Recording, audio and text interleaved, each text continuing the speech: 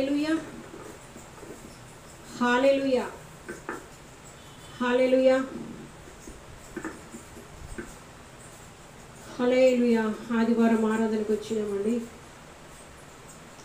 దేవుడు మన జీవితాల్లో చేసిన మేళ్లను మరొక ఆయనను స్తుతించడానికి ఆయన వశీకరము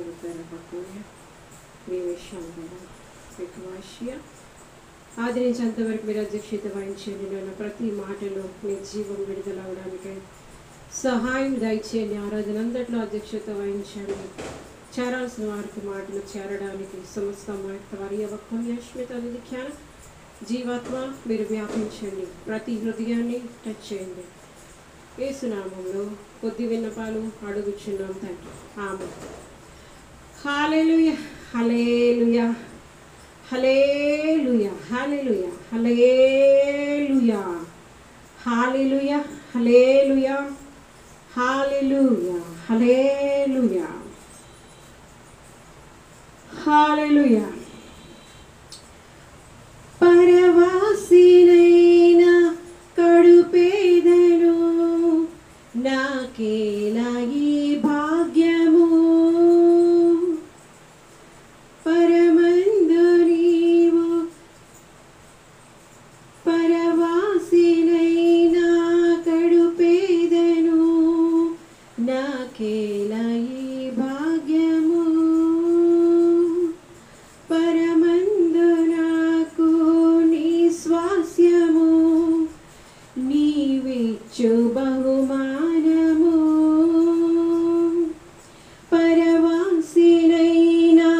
కడుపేదను నాకేలా ఈ భాగ్యము, పరమందు నాకు నీ స్వాస్యము నీవిచ్చు బహుమానము, తీర్చావులే నా కోరిక తెచ్చానులే చిరుకానుగా, అర్పింతును స్తుతి మాలిక, అర్పింతును స్తుతి మాలిక, ఏదో ఆశనాలు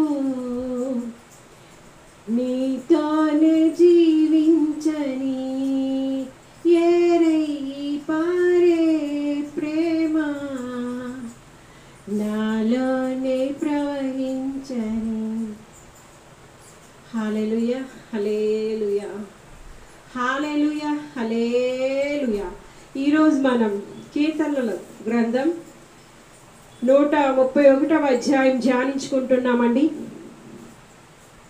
యెహోవా, నా హృదయము అహంకారం గలది కాదు, నా కన్నులు మీదు చూచినవి కావు.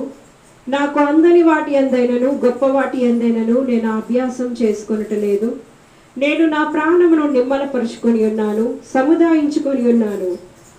చనుపాలు విడిచిన పిల్ల తన తల్లి యొద్ద ఉన్నట్లు, చనుపాలు విడిచిన పిల్ల ఉన్నట్లు నా ప్రాణము నా యొద్ద ఉన్నది. ఇశ్రాయేలు, ఇది మొదలుకొని నిత్యము యెహోవా మీదనే ఆశ పెట్టుకొనుము. ఆరాధనకు వెళ్లే ముందు ఈ వాక్యాన్ని కొద్దిగా ధ్యానించుకుందామండి. అహంకారిని గర్విష్ఠుని దేవుడు అసలు ఇష్టపడరండి. మనం గర్వ హృదయం కలిగి ఉన్న దేవుడి విషయంలో అహంకారమైన కన్నులు కలిగి ఉన్న దేవుడు మన ప్రధాన వశీకరం అవుతార బక్కుని ఎవరికి భాష్య రేవైశాంతర. దేవుని మాట మీతో మాట్లాడుచు ఉన్నప్పుడు హృదయాలు కఠినపరుచుకోకుండా హృదయాలు మెత్తన చేసుకోండి, పశ్చాత్తాపడండి. చూడండి ఏంటంటే, నా హృదయము అహంకారము గలది కాదు, యెహోవా నా కన్నులు మీదు చూచినవి కావు. అహంకారం చూడండి, ఈ విషయంలో కొద్దిగా డీటెయిల్ లుక్ మనం తీసుకోవాలంటే 2వ సమూయేలు 22:28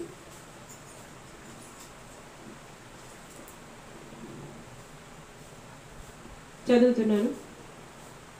శ్రమపడు వారిని నీవు రక్షించదువు, గర్విష్ఠులకు విరోధివై వారిని అణచివేసదువు. ఇది వాస్తవం అండి. దేవుడు మా శిఖరం అవతార మాకున్య పరిశుద్ధాత్మ దేవుడు మీతో మాట్లాడుతున్నప్పుడు గర్వ హృదయం కలిగి ఉండొద్దండి.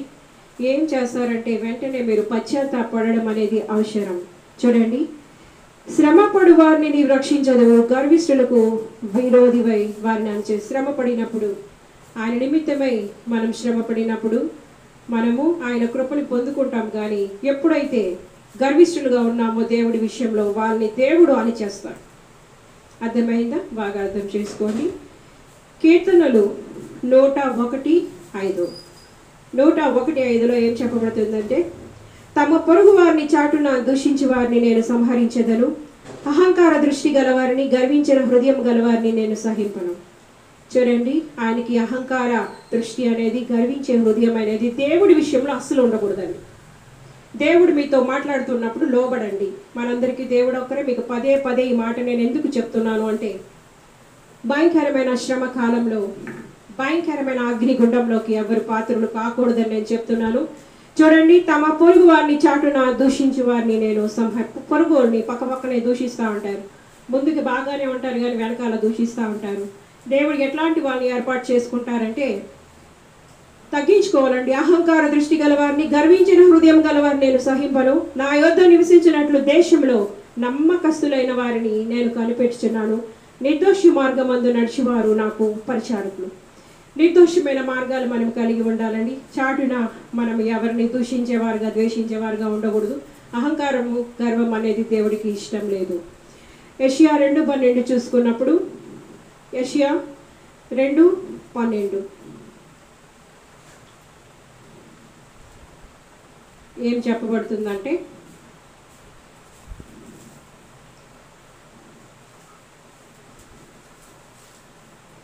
బయట ఎలా ఉంటామో లోపల అలాగే ఉండాలి, చాటున దూషించకూడదంట. 2:12 చూడండి, అహంకార అతిశయం గల ప్రతి దానికి, ఔన్నత్యం గల ప్రతి దానికి విమర్శించు దినమొకటి సైన్యములకు అధిపతికి యెహోవా నియమించి ఉన్నాడు. ఈరోజు ఎలా ఉన్నారు? అహంకార అతిశయం కలిగి ఉన్నారా? ఇంకా ఔన్నత్యం గల ప్రతి దానికి, ఈరోజు ఔన్నత్యంగా కొనియాడబడుతున్న వారు, అహంకార అతిశయములు గలవారికి విమర్శించే దినం ఒకటి ఉంటుందట. బహు జాగ్రత్త, అది తప్పించుకోవాలని ఈరోజు ఈ మాటలు మాట్లాడుతున్నది.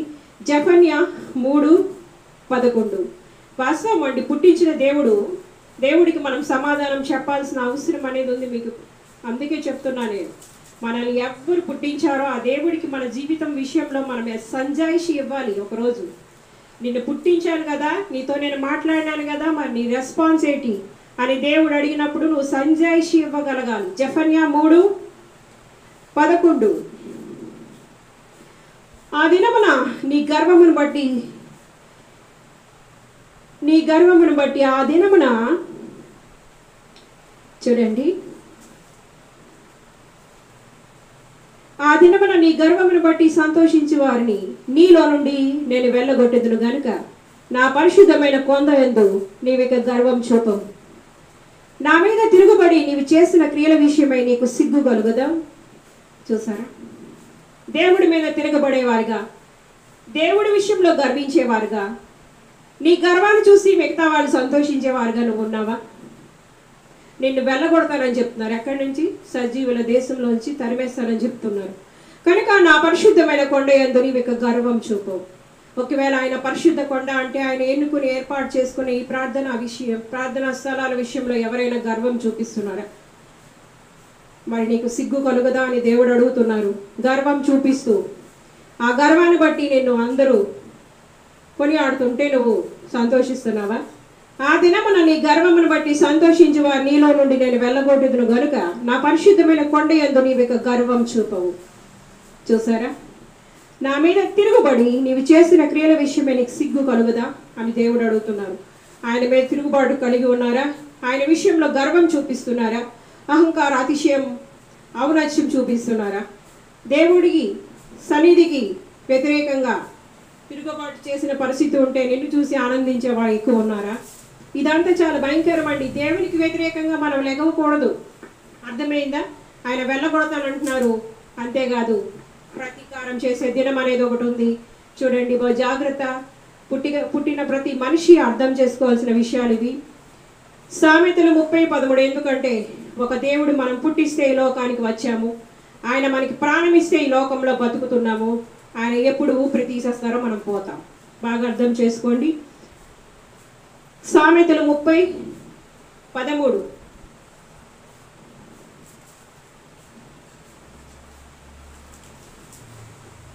కన్నులు నెత్తికి వచ్చిన వారి తరం కలదు, వారి కనురెప్పలు ఎంత పైకెత్తబడి ఉన్నవి.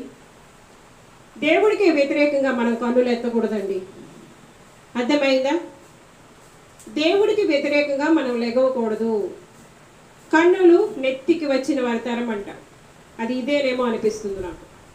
ఏమాత్రం దైవ భీతి భయం లేదు, పాపమే పండగ. చూడండి, యెషయా 5:15. యెషయా 5:15.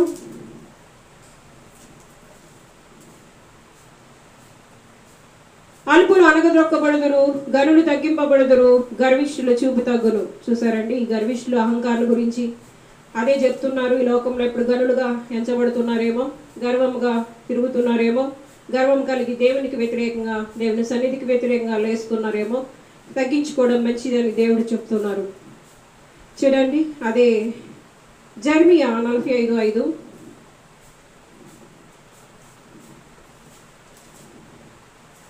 జెర్మియా 45:5. నీ నిమిత్తము నీవు గొప్ప వాటిని వెతుకుచున్నావా? వెతకవద్దు.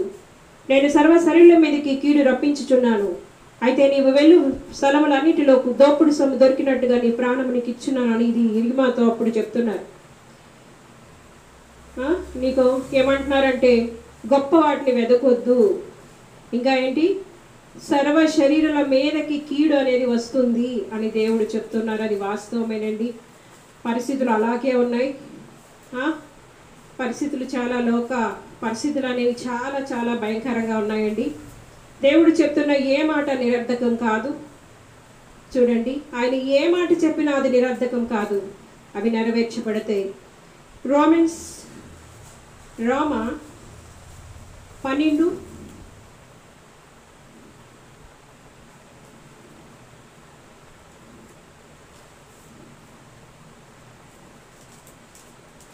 12:16. ఏడ్చువారితో ఏడువుడి. ఇదండి క్రైస్తవుల అసలు లక్షణాలు ఇక్కడ ఉంటాయి. చూడండి,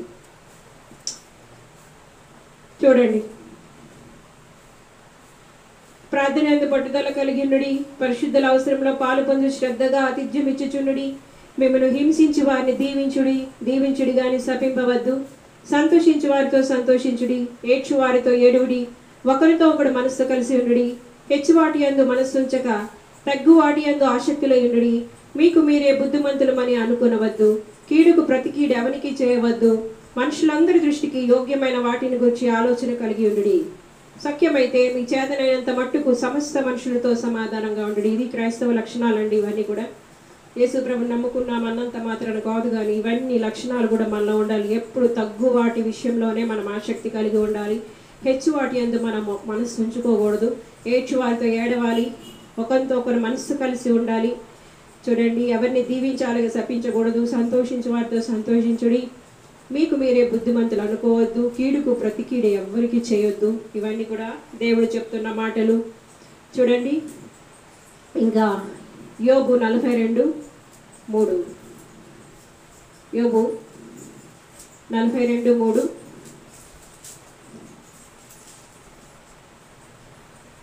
జ్ఞానం లేని మాటల చేత ఆలోచనలు నిరర్ధకం చేయి వీడెవడు. చూసారా, ఎప్పుడు దేవుడి విషయంలో కొంతమంది జ్ఞానం లేకుండా మాట్లాడుతూ ఉంటారు. దైవ జ్ఞానాన్ని పొందుకుని మాట్లాడు. ఏమీ తెలియనప్పుడు తెలియనట్టే ఉండు. అర్థమైందా? దేవుడి విషయంలో అజ్ఞానంగా మనం మాట్లాడకూడదు. ఇక్కడ యోబు స్నేహితుల గురించి చెప్తున్నారు. యోబు అసలే బాధల్లో ఉన్నారు. ఎందుకు బాధల్లో ఉన్నారన్న ఆలోచన లేకుండా ఈ స్నేహితులు వచ్చి ఇష్టానుసారంగా ఆయన దూషిస్తూ ఉంటారు. ఇక దేవుడి గురించి ఈయనకే అన్నీ తెలిసినట్టు, ఈ బాధలు పడిన యోబు ఏదో తప్పు చేసినట్టు, పాపం చేసినట్టు వాళ్ళు మాట్లాడుతూ ఉంటారు. అప్పుడు డైరెక్ట్గా దేవుడే దిగిపోతారు. అక్కడికి దేవుడే దిగి వస్తారు యోబు దగ్గరికి. చూడండి, దేవుని గురించి దైవ జ్ఞానం నీకు పరిపూర్ణంగా లేనప్పుడు అన్నీ మూసుకొని కూర్చోవడం బెటర్. ఎందుకు అంటే పరిపూర్ణంగా నువ్వు జ్ఞానం పొందుకొని నువ్వు మాట్లాడిన తప్పు లేదు. అర్థమవుతుందా? చూడండి, అట్లాంటి వాళ్ళ మీదకి శిక్ష వస్తుంది. చూడండి, జ్ఞానం లేని మాటల చేత ఆలోచనను నిరర్ధకం చేయ వీడెవడు. మళ్ళీ తిరిగి ఈ యోబే వాళ్ళ కోసం ప్రార్థన చేయాల్సిన అవసరం ఏర్పడుతుంది అక్కడ. ఎందుకంటే వాళ్ళు జ్ఞానం లేకుండా బుద్ధిహీనంగా దేవుడు మాకేం తెలుసు, నువ్వు ఏదో కష్టాలు బాధలు ఉన్నాయంటే నువ్వు ఏదో తప్పు చేసి ఉంటావు, ఏదో పాపం చేసి ఉంటావు అని మాట్లాడుతూ ఉంటారు స్నేహితులు వచ్చి. తిరిగి యోబు ప్రార్థిస్తేనే దేవుడు వాళ్ళని అంగీకరిస్తారు. అలాగా గర్వంగా ఉండకూడదు, జ్ఞానం లేనప్పుడు లేనట్టే ఉండాలి. కీర్తనలు 139:6. ఇటు తెలివి నాకు మించినది, అది అగోచరం, అది నాకు అందదు. ఏ తెలివి? దేవుని యొక్క తెలివి అనేది అగోచరంగా ఉంటుంది, అది మనకు అందదు. ఎంతో అభ్యాసం అనేది అవసరమై ఉంటుంది. దేవుడు జ్ఞానాన్ని పొందుకోవాలన్నా, దేవుడి గురించి మనం మాట్లాడాలన్నా చాలా ప్రాక్టీస్ అనేది ఉంటుంది, అనుభవపూర్వకమైనటువంటి అభ్యాసం. ఏమీ తెలియకుండా ఒక్కటి కూడా నీ అనుభవంలోకి తెచ్చుకోకుండా నువ్వు మాట్లాడినావంటే పరిస్థితి ఎట్లా ఉంటుందంటే అదే జ్ఞానం చెరిపేవారుగా వాళ్ళు ఉంటారు. అసలు విషయం ఏంటో వాళ్ళకి తెలియదు, ఎవరో ఏదో చెప్తారు, ఏ మాటలో పట్టుకుంటారు, వాళ్ళు దేవుడి గురించి మాట్లాడేస్తూ ఉంటారు. అలాంటి తెలివి దేవుడు అంగీకరించడు. నీకు అగోచరమైన వాటిని అగోచరంగా చూడు. అన్నీ తెలిసినట్టు మాట్లాడడం ఎందుకు? ఎవరో ఏదో చెప్పారో అది చెప్పి నువ్వు ఫాలో అయిపోవడమే. దేవుడి గురించి నువ్వు అనుభవించి తెలుసుకొని అభ్యాసం చేసి నువ్వు ఫాలో అయ్యి చెప్పాలి ఏం చెప్పినా సరే. అర్థమైందా? చూడండి ఇంకా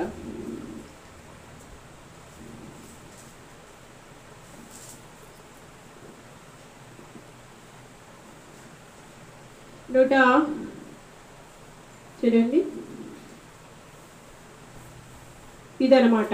ఇక్కడ యెహోవా నా హృదయం అహంకారము గలది కాదు, నా కన్నులు మీదు చూసినవి కావు, నాకు అందని వాటి అంది నేను శిఖరం అబద్ధరబా, గొప్ప వాటి ఎంతైనను నేను అభ్యాసం చేసుకొనట లేదు. ఏం అభ్యాసం చేయాలి అంటే దేవుడు ఆ క్షణానికి ఆ నిమిషానికి ఏ చోట ఎలాగా ఉండమన్నారు, నీకు ఏమిచ్చారు, నువ్వు ఆ విషయాల్లోనే అభ్యాసం కలిగి ఉండాలి. గొప్ప వాటి యందు అందని వాటి కొరకు నువ్వు పరిగెత్తకూడదు. నీకు ఉన్నది దేవుడు నీకు ఇచ్చింది వదిలేసి నువ్వు గాలికి పరిగెడితే ప్రయోజనం ఏమైనా ఉందా? చాలా భయంకరం. ఉన్నది నువ్వు సరిగ్గా చూసుకోలేవు, ఏం చేయాలో నీకు తెలియదు. లేని వాటికి అందని వాటికి నువ్వు పరిగెడితే ఉన్నది పోద్ది చివరికి. చూసారా? కనుక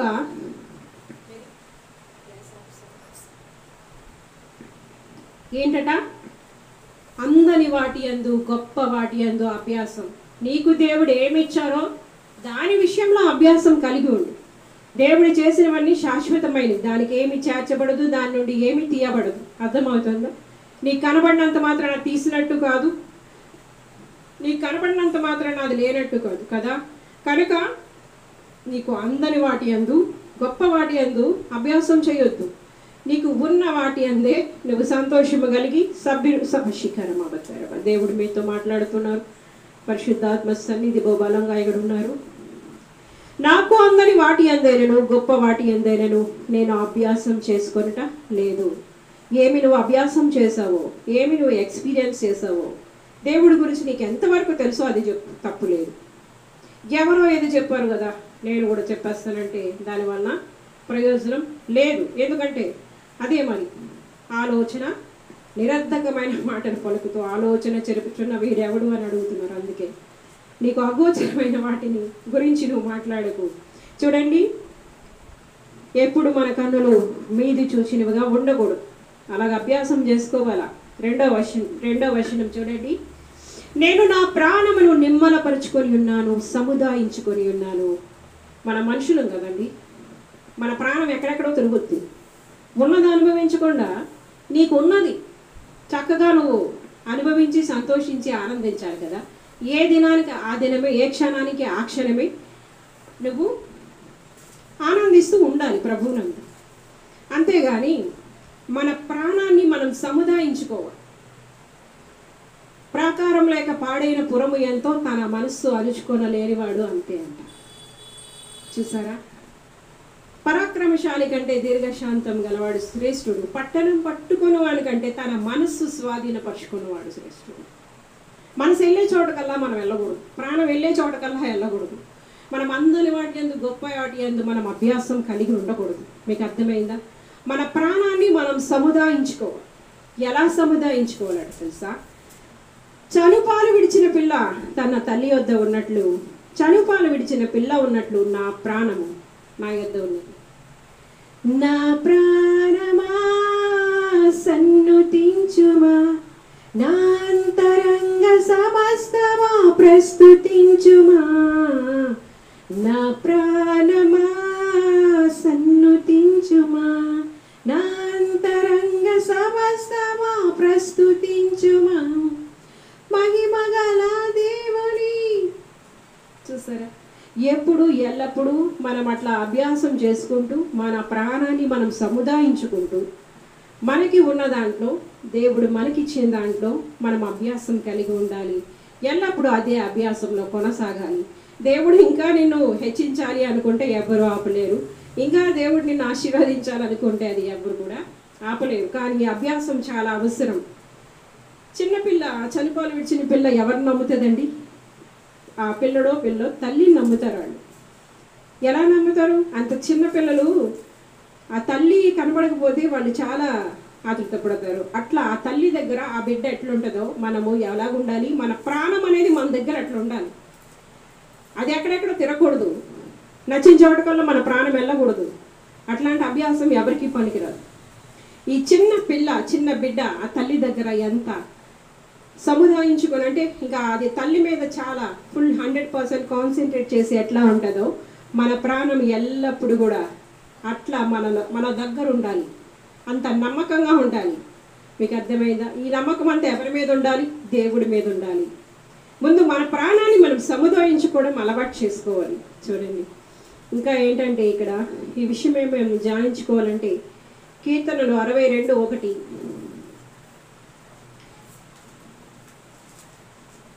కీర్తనలు 62:1లో ఏం చెప్పబడుతుందంటే, నా ప్రాణము దేవుని నమ్ముకొని మౌనముగా ఉన్నది, ఆయన వలన నాకు రక్షణ కలుగును. చూసారు, దేవుని నమ్ముకొని ఏ పరిస్థితిలోనైనా మౌనముగా ఉండాలంట. ప్రాణాన్ని అట్టి రీతిగా మనం సముదాయించుకోవాలంట. చూసారా, ఇంకా మత్తయి 18:3.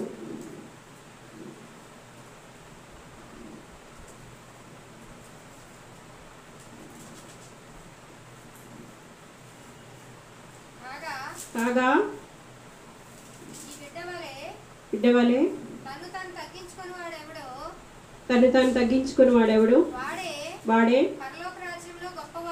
పరలోక రాజ్యంలో గొప్పవాడు. చూడండి, ఆ పైన కూడా మీరు మార్పు నొంది బిడ్డల వంటి వారైతేనే గాని పరలోక రాజ్యంలో ప్రవేశింపరని మీతో నిశ్చయముగా చెప్పుచున్నాను.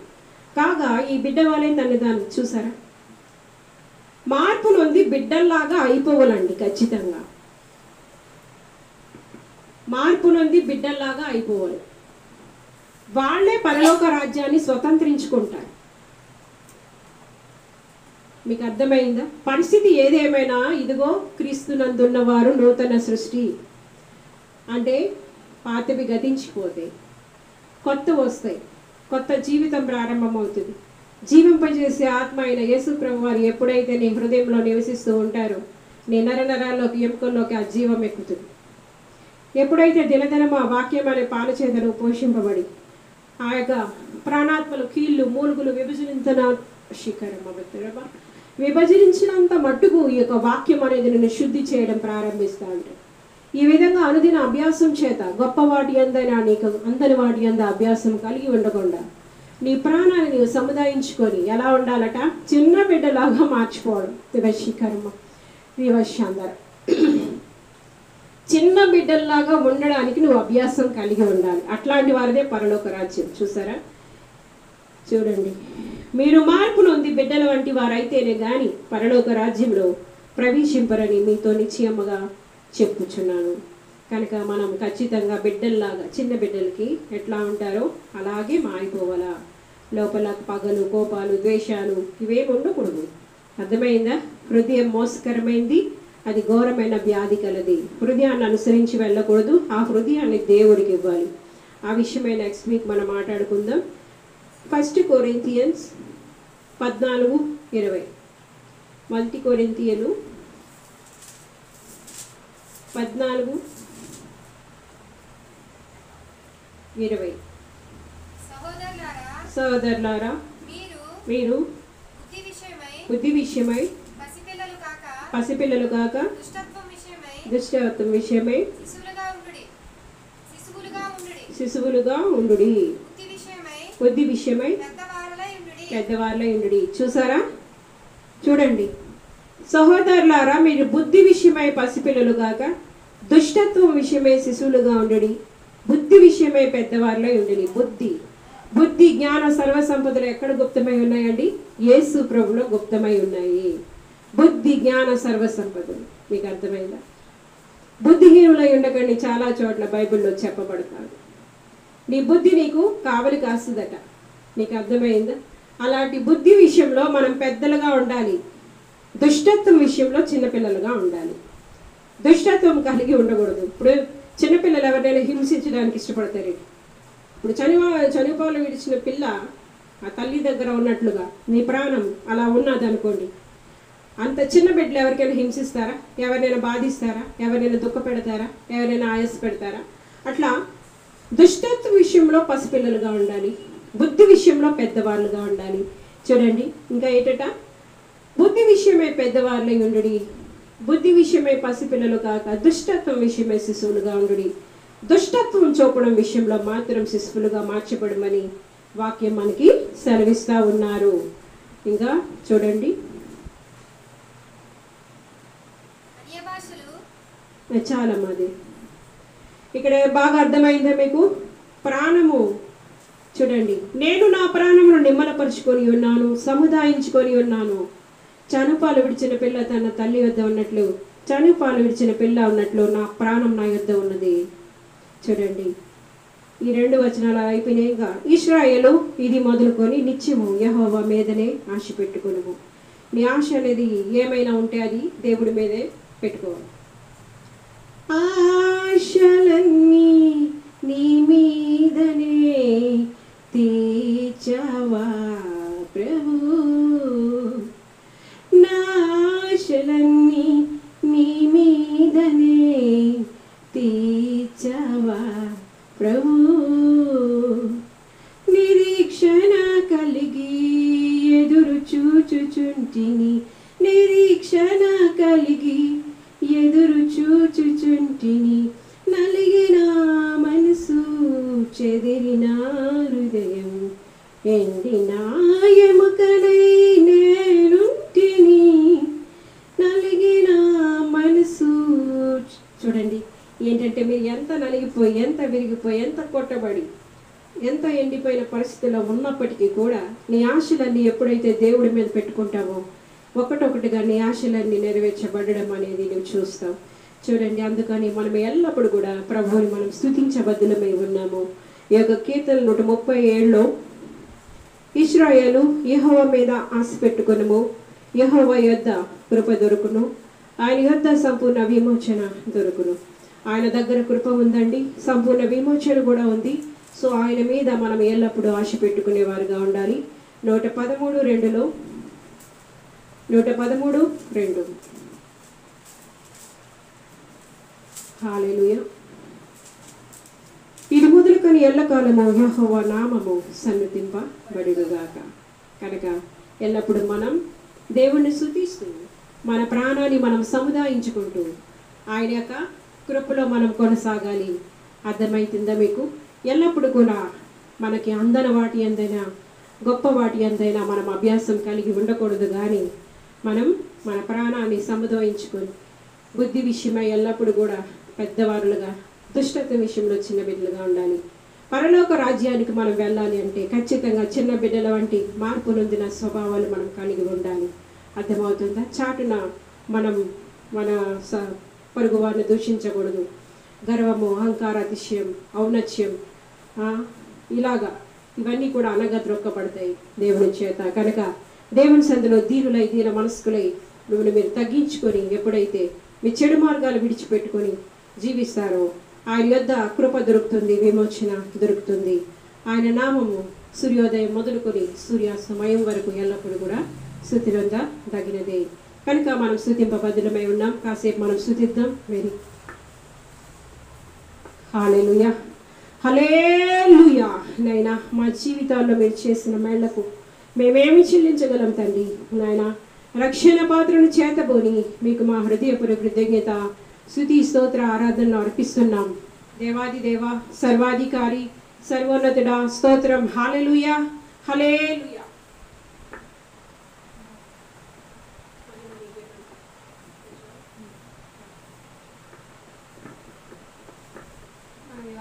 వాక్యం విన్నాము. వాక్యం ద్వారా మనం మన జీవితంలో ప్రభా దేవుడు ప్రతి విషయాన్ని మనకి తన వాక్యం ద్వారా విశదీకరించారు. దేవుని వాక్యం ఎప్పుడు నమ్మదగింది, అది మారదు. తరాలు మారినా, యుగాలు మారినా మారిన దేవుడు.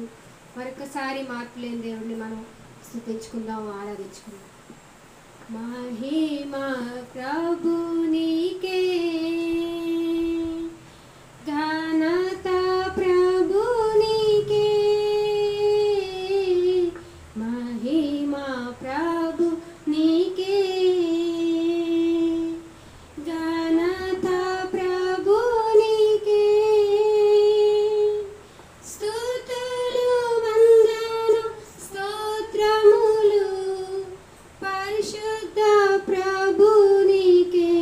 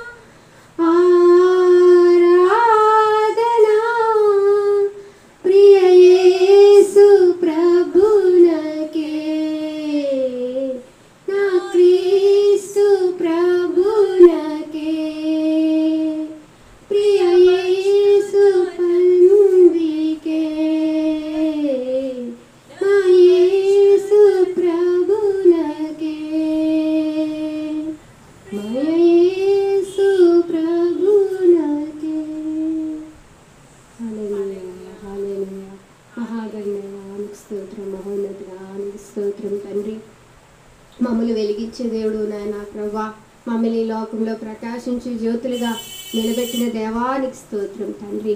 నాయన ఇంకను మమ్మల్ని ప్రభా